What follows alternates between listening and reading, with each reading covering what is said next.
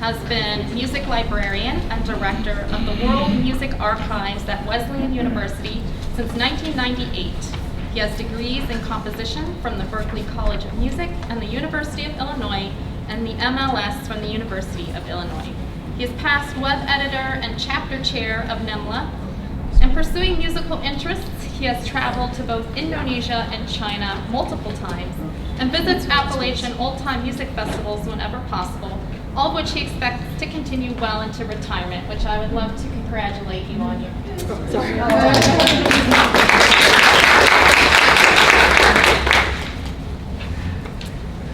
And then is your closest center? Yes, it's there.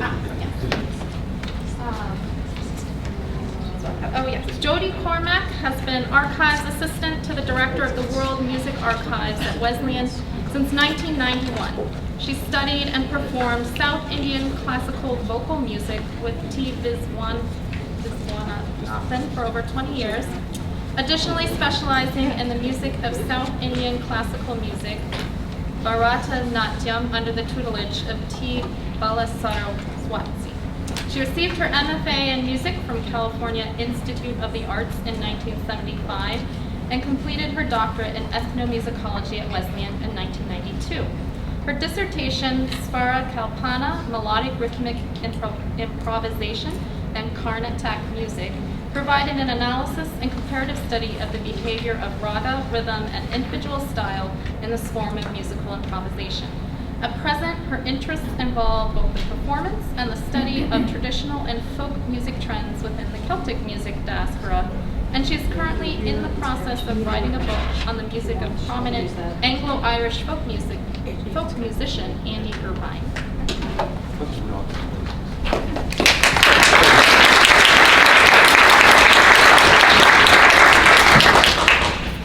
Thank you.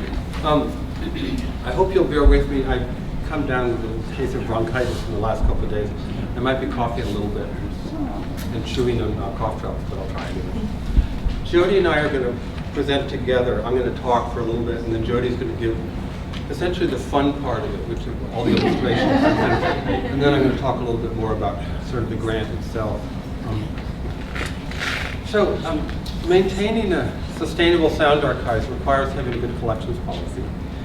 And usually the first considerations for shaping this policy is the size of your storage space, the staff resources at hand, and the nature of the collections offered for deposit. For the collection that we're going to talk about today, it's very likely that some 15 years ago we violated good policy on all three of these points.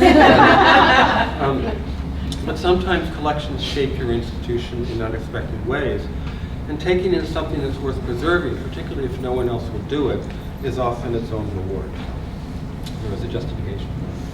So the story begins in the fall of 2001 when Wesleyan hosted a festival that it called Critical Junctures, which engaged with music as a social and political force. And so there are a lot of music department, the sociology department were involved.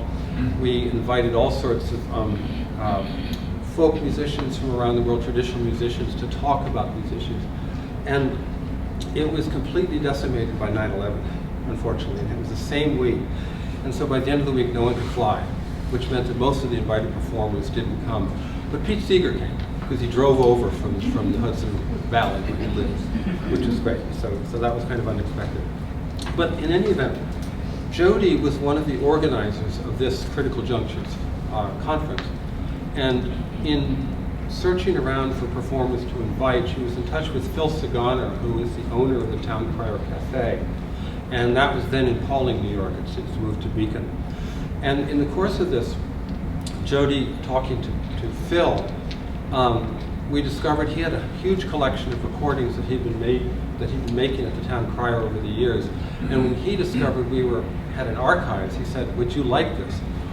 And I mean, and there were a lot of problems with it. At the moment, at the time, the collection was languishing in the psychology department of Vassar because there was a professor there who had offered to do something with it, preserve it. But it had sat there for 5 years, so we were next. This collection consisted of about 30 years of town crier performances, thousands of hours, and included a smaller set of recordings from various Hudson Valley folk festivals. Folk festivals in the late 70s and early 80s. We were seriously short of storage space and staff to do anything in-house with a collection like this. And there were a lot of other issues surrounding this, should we take it, but it seemed too interesting to pass up eventually. We looked around for storage on campus, and it was very difficult. For a while it was in the Center for the Arts, for a while it was in the Science Library in a group study room that wasn't being used. And finally we managed to free up enough space in our own storage area. And it's by far the best environment, the best climate controlled environment for it. And then slowly we worked on the collection as time permitted. We had a grad student leading the project. There were occasional demands. So Phil Segoner clearly was interested in this collection as something that he could make use of himself. That is, he actually wanted to put out anthologies. There were friends of his who had performed at the town crier who asked if they could get copies of their own recordings. So we worked that this way, kind of by demand occasionally. In the last couple of years, we've actually had a demand or a request from an archive in Louisiana that's interested in getting all the Cajun music that was performed at the town crier. And so we did that because it was a good occasion for us to actually digitize that part of the collection. And over time, we did actually try some large grants. We tried the Grammy Foundation. We tried a cataloging grant from CLEAR, Council on Library and Information Resources, just to make it discoverable. And then just in 2017, we applied when the Recordings at Risk program was announced by CLEAR. We applied for the pilot grant there, which is a relatively small amount, and we only targeted 38 cassettes from the festivals only. So these festivals, which Jody will talk about later, are the Great Hudson River Revival, which started off as kind of folk picnics in the early 70s and then became settled at Croton Point as an annual festival. And then Phil Segoner created another festival of his own called the Bear Mountain Festival of World Music and Dance. And so we have from 78, 79, and then 81 and 82, we have all the recordings from those festivals. And so we targeted a small amount of it at the pilot project and were turned down, and then NEDCC, the New England Northeast Document Conservation Center that we were working with, suggested we then apply again for a larger set. So we decided to do all the reels and cassettes that were part of that grant. And it was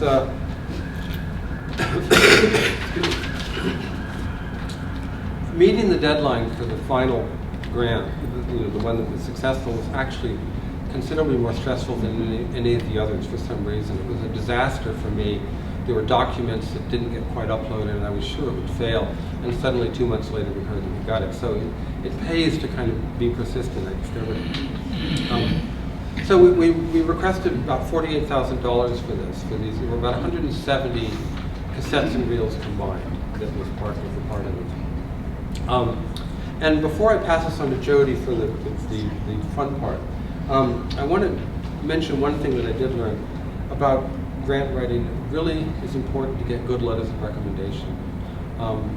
One person that we had who had known us from way back in the early 90s was Anthony Seeger, who was at the Smithsonian for many years and now is retired from the UCLA, and is, of course, among other things, in addition to being a very prominent ethnomusicologist in his own right, he's also the nephew of Pete Seeger, the grandson of Charles Seeger and the nephew of Pete Seeger. So this was right up his alley, and he wrote an extended essay for his recommendation letter on the importance of preserving folk festivals, et cetera, et cetera. So that was wonderful, I mean, to get something like that. So, Jody? Okay, I'll pass it on to you, and I'll run this. So here's our little Roman cigar. In sync, right? Okay, we'll be in sync. Here comes the fun part.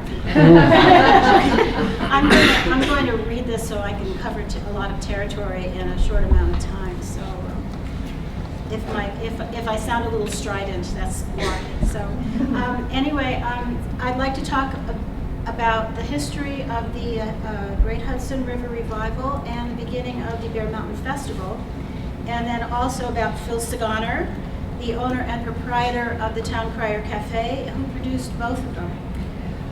In 1966, Beacon resident and self-professed history nut Pete Seeger was given a book written in 1908 entitled The Sloops of the Hudson. And this was about the sloops that navigated the Hudson River, obviously.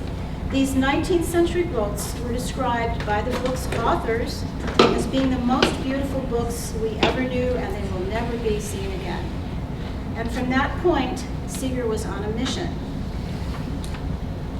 He wrote a letter to the man who'd lent him the book and said, why don't we build a replica of one of these boats? But all they needed was money. So along with businessman Alexander Saunders and an artist friend of Seeger's, Vic Schwartz, a decision was made for Seeger to do a fundraising concert. A month later, Seeger sang for 160 people on Saunders' land, passed the hat, and made a whopping $660. And with that, they voted to start a nonprofit organization and called it the Hudson River Sloop Restoration. Over time, the younger, more liberal members of the organization, along with Seeger, voted that the purpose of the sloop was to restore the heavily polluted Hudson. And they decided to call the boat the Clearwater. That original fundraiser, or lawn party, as it was called, eventually developed into the Hudson Valley Folk Picnic. And that included music, games, singing, dancing, food stalls, and all kinds of things like that. And each folk picnic took in enough money over time to begin construction of the boat. The Clearwater's keel was laid in 1968, and the sloop was launched in 1969.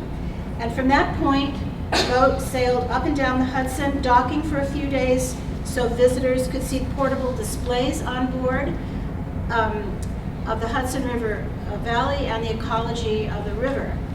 The presence of the sloop also included riverfront celebrations, or the folk picnics, all of which involved community participation in organizing.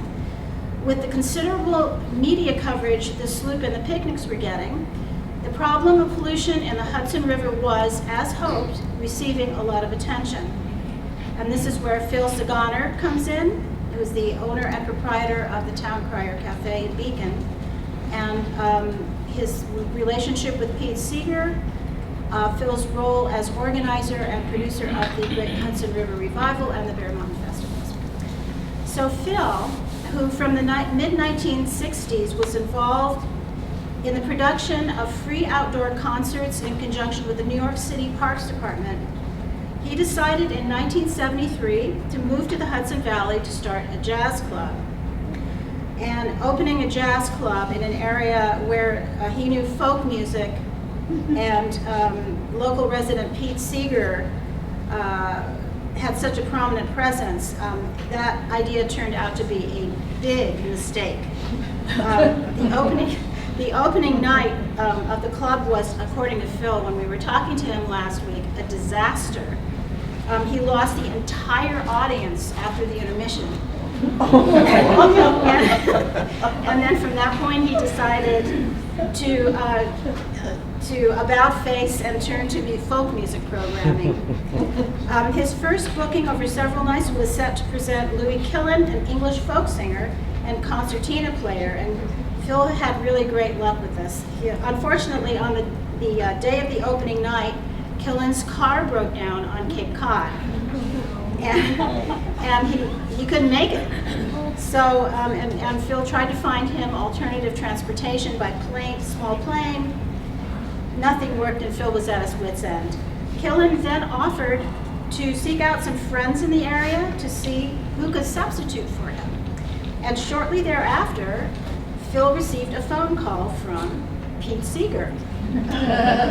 So, you want to play that? Yeah. So we have some. This is our interview with Phil last week. There's Phil and Pete Seeger in front of a painting of Pete at the Town Crier. This is the phone conversation. Oh, sorry. also in my friends area. They decided to fill in for me. My comeback was, of course, you're third. I don't know what to do. So okay, I'll call you back in a few minutes. A few minutes later, the phone rings, and I hear a voice. Hello, this is Pete Seeger. I understand you need some help out there. I turned ice cold. I didn't know what to say. In my sarcastic manner, I said, Mister, I don't know what your name is, but we have open mics on Tuesday. There was no laughter, there was just a lot of silence. And of course, I will be honored. You know, I showed up, and here I am, Mr. Folk Music. They open up a club, Mr. Folk Music shows up. So that started the relationship between us. And, Right, so this was the beginning of the long relationship between Phil Sagana and Pete Seeger. And it was also the beginning of the Town Crier Cafe.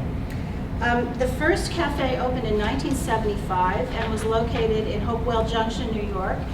And from there it moved to Pawling, New York. And now it is finally settled in Beacon, where it's been for 5 years. And we took some photographs. This is the first flyer from 1975 for the Town Crier. These were works of art, these posters. The guy who made them took days to make just one. The second one is from the January 1976. That was the second year. This is the inside of the part of the Town Crier. You can see on the wall. The new one. Yeah, Beacon. Yes, this is not the original Town Crier. On the back, three paintings. One is Bob Dylan, middle is Pete Seeger, on the end is Frank Sinatra. This is the bar. It was an old factory that was restored, and he must have spent over $1 million, I think, doing this, because there was nothing in it. It was just empty. So I didn't get the. This is the first Great Hudson River Revival poster. It's the only one of its kind, so he framed it and put it up on the wall in the main concert area. That it? Oh, okay. These are the original booklets from the Great Hudson River Revival, the first year and the second year. Yeah, but I'm not. Okay, and this. Okay. Yeah, I didn't get the list. All right, so. That's all right. We were trying to coordinate when we show these things, but you know. Anyway, this is the Bear Mountain, the first and second year of the Bear Mountain Festival. So, because Phil was now living in the Hudson River Valley, he was aware of the folk picnics that were taking place in the area every year. And what he told Alec and me was that the events at Barriston, the sound systems were bad. They used amateurish flatbed trucks, and even very high-profile artists like Judy Collins and Harry Chapin, unpolished musicians were allowed to get up on stage and perform, and some of them could hardly play or sing. There was no structure. There was an anything-goes attitude, and Phil didn't hesitate to communicate this to the executive director of the festival, who eventually sought him out to produce a folk picnic himself in 1976. So in 1976, arrangements were made for this folk picnic at Croton Point Park, and we have a site map for you just to sort of have some context. Oh, that's the one I didn't get. Oh, sorry. A virtual map.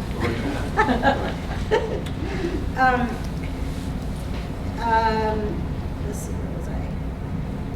Right. And there, Phil put together a coherent staging structure, a scheduled lineup of musicians. He hired quality sound technicians and created programs. The event was so successful, in fact, they took in more money than they ever had previously, that Phil was asked to produce the festival for the following year.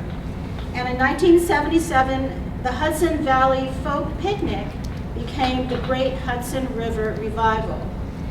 Phil inserted great for emphasis, and we already showed that, right? Yep. So Phil had a great admiration for the Clearwater organization, and now wanted the festival to be more expansive. bringing in communities with different cultural histories, and calling attention to the Clearwater's environmental goals. Phil said, together with the revival committee, we chose the name Great Hudson River Revival. Revival is the key word because it expresses our hope that this event will help revive interest in the Hudson in a time of ecological crisis, as well as in the unequaled cultural resources of our ethnic communities. Under that banner, Phil produced the festival from 1978 to 1980, and we have a program, don't we? No. Oh, okay, we don't. Go ahead. We had a program to show you, but so after that, excuse me, however, he felt the festival wasn't getting the organizational help it needed. Phil grew frustrated, and after 1980 decided to drop it in favor of a different kind of festival comprised of international artists. So the Bear Mountain Festival of World Music and Dance was located in Harriman State Park in New York and was sponsored by the Hudson Valley Heritage Foundation. The focus of the festival was summed up by Phil himself, where he said, "From its inception, the Bear Mountain Festival has striven to create a living context that addresses a growing fascination and need for cross-cultural understanding by bringing together hundreds of musicians, dancers, craftspeople, and vaudevillians from all continents with their appreciative audiences. And through this, it is our hope to create a one world festival." Do we have that? Okay.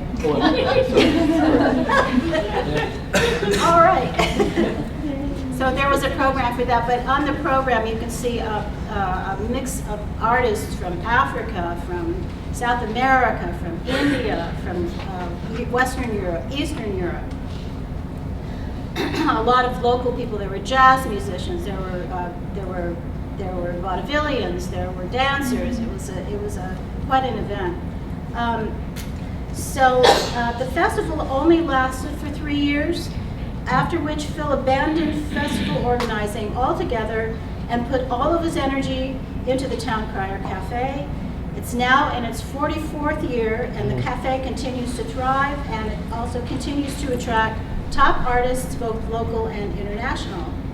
And the food's great too, so if you ever go there, it's really good. So we have some things to show you. This was the painting of Pete Seeger you saw a little bit earlier on the back wall. Phil told us that he had called his daughter and asked her to come and see it because he wanted to know if Pete would like it. He wasn't sure. She came and she said, he's not going to like it. And Phil was oh God. So then Pete came and Phil said, "Pete, do you like it?" And Pete said, yeah. Except that was a long time ago. And so he wrote on the painting, "This is me when I was younger." Old.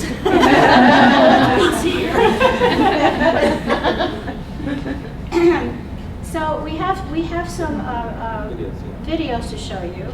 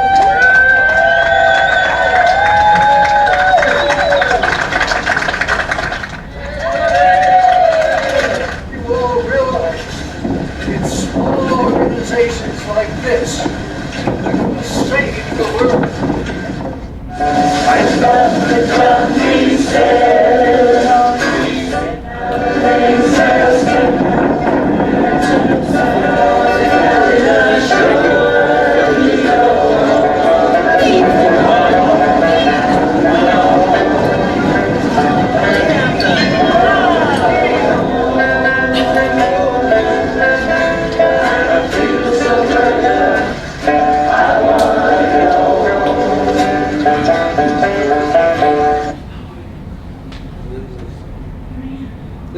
This is the Great At the Hudson. Clearwater Festival. And no stranger to stage, no stranger to the decks of a boat is Mr. Pete Seeger. I think this was in 2011. It's a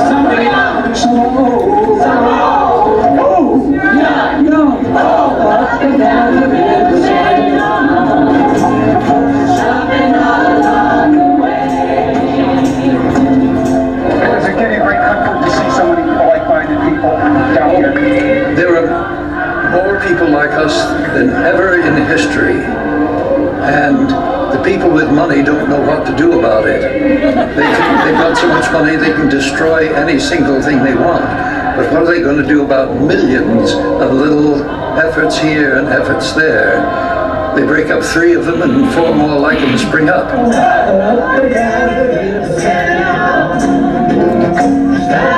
And this is my hope that you who listen to this or see this will find ways to get involved right where you live.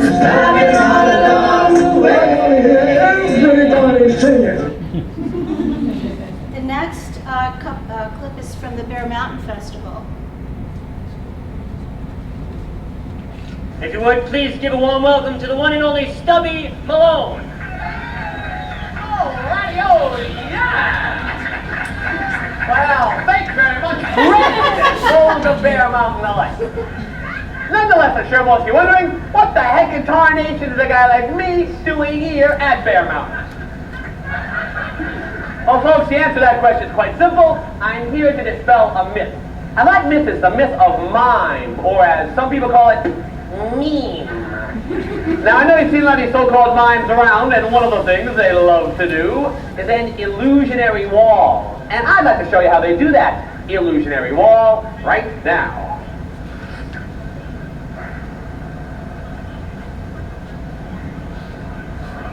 I mean, what the heck? And one of those guys don't talk. Right now, I'd like to show you how Stubby Malone here does that same illusionary wall.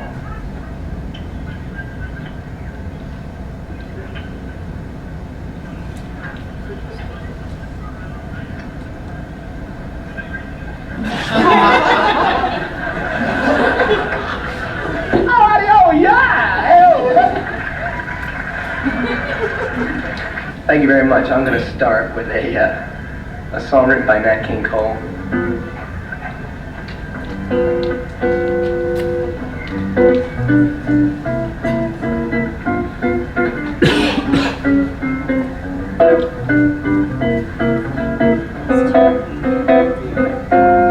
A buzzard took a monkey for a ride in the air. The monkey thought that everything was on the square. The buzzard tried to shake the monkey off his back, but the monkey looked at him and said, "Hey, listen, Jack. Straighten up and fly right. Straighten up and stay right. Straighten up and fly right. Cool down, Papa, don't you blow your top. Ain't no sense in diving.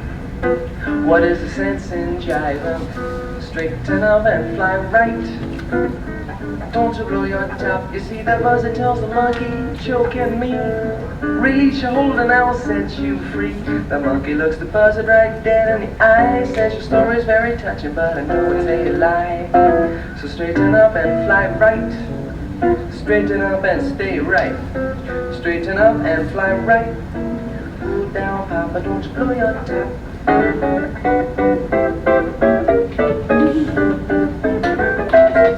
It's built.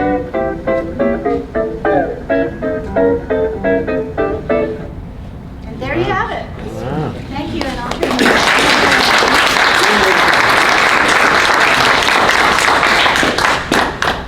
So now let's get to the actual, other than just Phil and Jody last week. So I want to talk a little bit about the grant itself.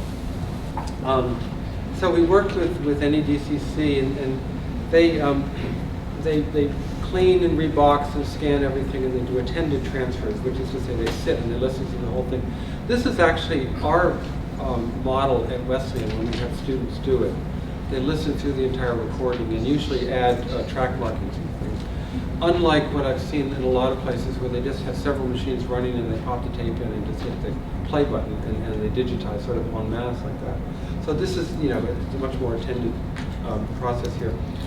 They create 3 copies of everything, a master at 96K, an intermediate at 48, and then the access copy of the MP3. The last 2 of these, the intermediate and the MP3, involve a little bit of audio processing where they actually take out clicks and pops, but the master, of course, is unchanged.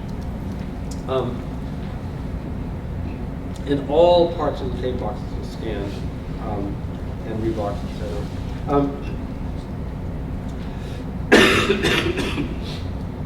When they came back to us, which is about sometime in this past January or February,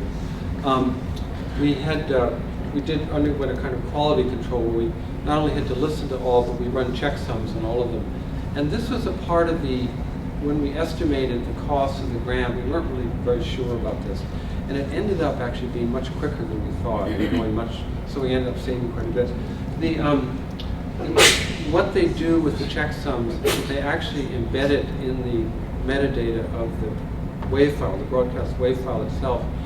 And then with BWF meta-edit that we use to view these files, we can actually load them in bulk, and they all compare and they tell you whether the checksum is correct or not. And so we actually ended up taking considerably less time doing this part of it. In general, then, in other ways of when you're estimating costs of things, something like this, you're never really sure exactly when, how long tapes last. Cassettes are fairly easy because you know whether it's a 90 or a 60 or something like that. But for reel-to-reel tapes, it's often very difficult because you may assume that it's 2-track stereo, but you don't know whether it's 7.5 or 15 IPS, and that, depending on the actual recording engineer at the time, it could be one or the other. And so we weren't really sure about that. As a result, we actually ended up saving quite a bit because they took less time than they thought, which was good because we had a few other things that we were going to propose doing. One was to take a very small set of tapes from the festivals that were 4-track on 1/2-inch and 1-inch width tapes. And NEDCC doesn't handle those at the time. And so I had been in touch with George Blood Audio in Philadelphia earlier, and he said that they can do them. And so we asked if we could get an extension of the grant to add these other tapes, and I discovered that, of course, the granting agencies don't really want to get money back. I mean, they want you to account for everything, but they don't want the money back. And so if you can make a good case for spending it all, for coming up with something else, then by all means do that. And the same was true. We still had money left, and so we actually we're currently doing some metadata gathering. So I have just a couple, I want to play some music for you too, but a couple of things. So here's an example of a kind of tape box. I don't know if you can read it. It says, in that little boxed area, it says for the Saturday on stage 1, all the test tones are out of phase, but it doesn't matter because the material is not very important. And I don't know, you might ask the performers who are. And then another example, this is totally scribbled, and the name of the group at the bottom is called Tawantinsuyo, so it's Tahuanti. It's an Andean group, and someone had just scribbled the name on it, and then that's Mandingo Griot. Above that, and my grad student, who didn't know anything about African music, had transcribed that into our inventory as Mandingo Grist. So we have a lot of things. And so this is, we created an inventory and we sent it out. We didn't know a lot of the tape speeds, and when it came back, they had supplied a lot of that on our inventory. So we shared the document with NEDCC, which is great. And then, as I mentioned, we're spending the remainder of the grant in getting metadata and eventually cataloging them. And Phil has a longtime friend who has been a library cataloger and retired now, who has volunteered to do this. And I think he's doing it more than anything else because he really likes it. He's listening through everything and trying to come up with the names of performers and the names of the tunes, et cetera, doing a lot of research. So that's going to help us immensely when we get to the catalog. So So I have a couple things to play. First, the inevitable Pete Seeger. We always have to play Pete Seeger. But it's a good thing to listen to because, and remember when you're listening to this, 1978 or something like that. And this is Pete being sort of, the sing-along Pete, and talking about the river too. Sorry.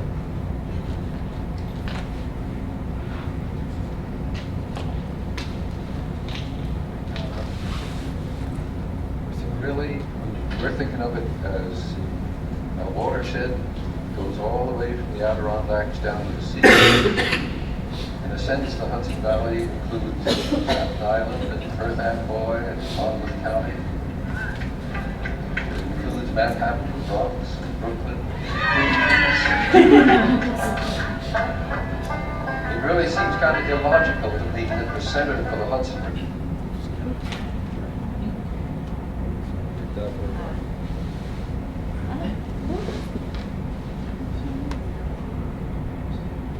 Instead of singing the Bright Mohawk Valley, it became the Red River Valley. I didn't know that. That's Did anyone know that?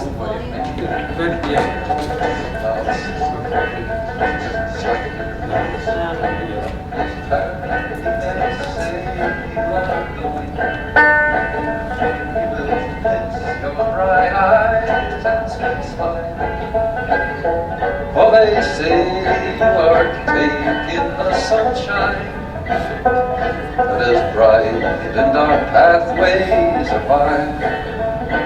You know it, come and sit by my side if you love me. Do not hasten to bid me adieu. But remember the bright Mohawk, but remember the bright Mohawk Valley, and the girl that has loved you, the girl that has loved you so true.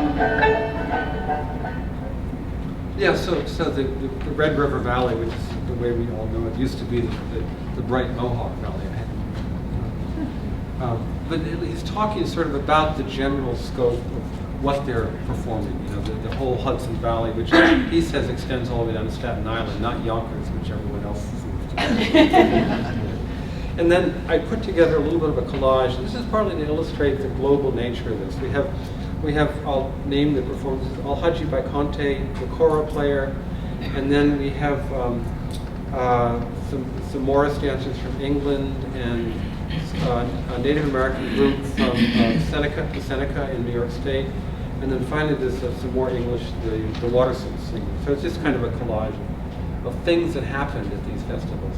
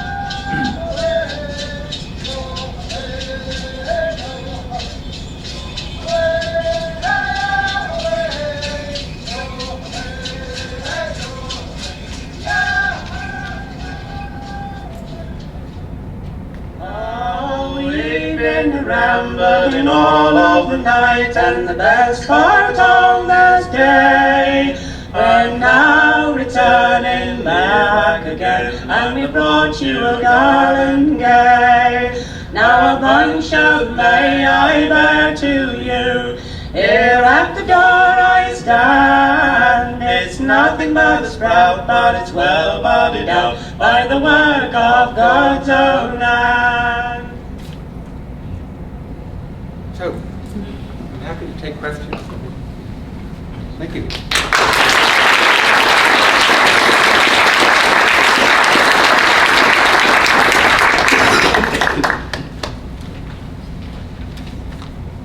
Do you have time? Oh, yes, Zoe. Do you have a nice display now at the library? Actually, that will come someday. Since we're still, the collection only came back to us in February, so we're still working on this, and a lot of this is going to happen after I leave, of course. But we do Island Dora at Wesleyan, and I think there's a likelihood that we will use that. There is a problem with public access, and Phil has been a little bit casual about things. He recorded, for the most part, with verbal agreements. It was just, can I record you? Yes. And nothing more. And his request to us in his deposit agreement is that people can't download any of this. That's what he wants. But that doesn't necessarily allow streaming, because it's very easy to capture streams. And so we really haven't. What we want to do is actually contact individual artists to see if there's anyone who will give their approval, and then that might generate a movement for a lot of other artists to do it. The other thing that Phil made fairly clear to us last week when we talked with him, if this is your understanding, that he actually would like to monetize some of this. He would like to create anthologies. There was one created in the back in the 80s on Flying Fish Records, one LP with excerpts of the Great Hudson River. But I think he'd like to do more of these, and it might help us actually generate funding for more processing windows. But we will come up with a site that at least advertises it, but you may not be able to listen to everything online. Okay. Yes, Anna. Hey, Alec, thank you so much. This is wonderful. I was wondering, have you had any uptake from faculty or students interested in using this content either in their classes or for research? Yeah, we have actually a retired sociology professor who did a lot of this. He taught a class in sociology and the sociology of music and social movements, and that would have been great for his class, which is not teaching any unfortunately. And we have some interest in the music department, and we have more interest. We now have a center for public life, study of public life, and we actually had a whole year devoted to music and public life. And so that, the issue of music and society, fitting in society is coming up a lot. And so yes, I think there is a fair bit of interest. And we'd also like to target other institutions. We were thinking about Vassar because they were interested. There's an anthropologist there who does sound anthropology. So yes, yeah. So how would that work if there are restrictions on what you can listen to? Yeah. And you're trying to promote it out to other institutions, and there's a faculty member, for example, at another institution who looks at this and said, this would be great for the course I'm teaching. I suppose we could use it, we could do it in the same way that we did the MLA policy on electronic reserves, audio reserves. We could use that as long as it was protected by various means, limited to a class and up for a limited period of time and streaming only. I think it might be possible. We could certainly do it at Wesleyan. Yeah. Yes, yes. Hey, I just want to say that I really love this because my dad was on the board for the Clearwater. Oh, wow. And the story goes that he is the one who suggested the name Clearwater. Oh. So, if you have any questions that might be able to be answered by my family, my dad passed away in February, but my mom is still running the Old Songs Book Festival in Elmont, New York. So, I'm connected. Oh. The picture that you showed of the 1975 yes. Town Crier. Town Crier, yeah. Had Michael Cooney and who else was on there? There's the Bottle Hill.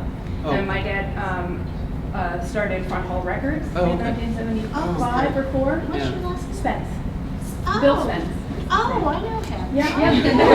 So anyway, he recorded Michael, and he recorded Bottle Hill, so I was like, oh, Yeah. Thanks for that. Yeah. This question of who created what phrase and what, this was Phil says, I think John Cohen you're in touch with, who insisted he came up with Hudson River Revival and Phil supplied the grade. Yeah. I'm not sure that Phil would agree with that, but it's that kind of thing. Yeah. But Clearwater, very possibly. Yeah, we don't know if it's really true, but he remembered it that way. Yeah, I so. don't. Do you know what it came from? What was the just Clearwater as Clearwater water? on the Hudson. Okay. Yeah. Instead of I have dirty water. pictures. I was looking on Facebook because he posted some pictures of the Clearwater lunch and of the Hudson River picnic concert. Yes. So I can show you those. Oh, good, great. Oh, that's wonderful. Well, thank you. Yeah.